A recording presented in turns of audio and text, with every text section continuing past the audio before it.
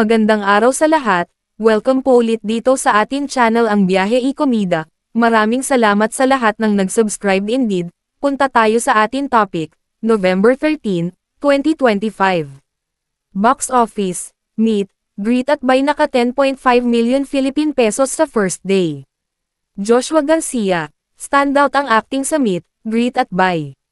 Hindi padded, at tama ang inilabas ng Star Cinema na press release na naka 10.5 million Philippine pesos ang first day earnings ng pelikulang Meet, Greet at Buy. Nagbukas ang pelikula sa mahigit 460 sinehan noong November 12, 2025, Miyerkules. At ngayong Huwebes, November 13, ay may 510 cinemas na ito worldwide.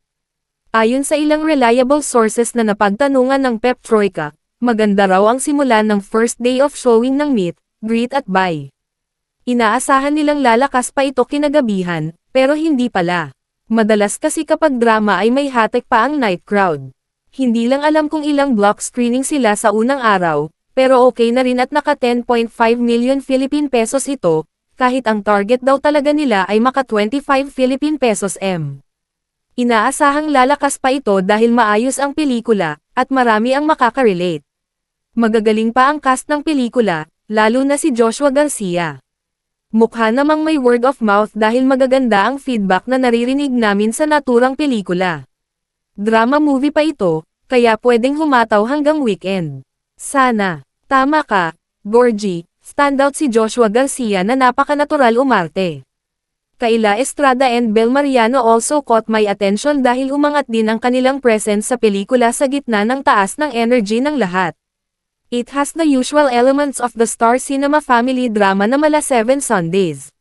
Sana, mas lumakas pa ang pelikula in the coming days.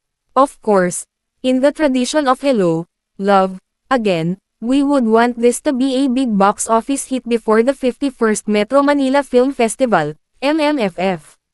Maliban kina Joshua Garcia, Kaila Estrada, at Bel Mariano, nasa cast ng family drama film na Meet, Greet at Buy sina Piolo Pascual, Juan Carlos, at Maricel Soriano.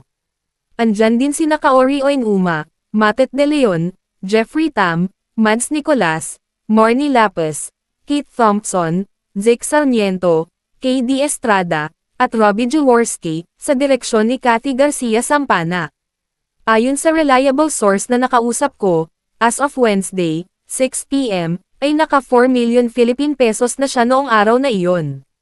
Ang daming block screenings noong Wednesday night, kaya hindi katakatakang umabot sa 10.5 million Philippine pesos ang kinita nito sa unang araw.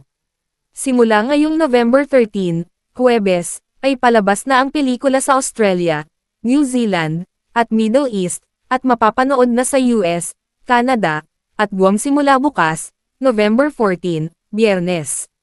Mapapanood din ito sa UK, Ireland, at Austria sa November 15, Italy at France sa November 16, Greece sa November 22, at Spain sa November 23. Ipapalabas din ito sa Hong Kong, Macau, Singapore, Brunei, at Papua New Guinea ngayong buwan at sa Cambodia sa December 12. Tingnan natin kung raratsyada pa ang Meet, Greet at Buy sa local cinemas this weekend.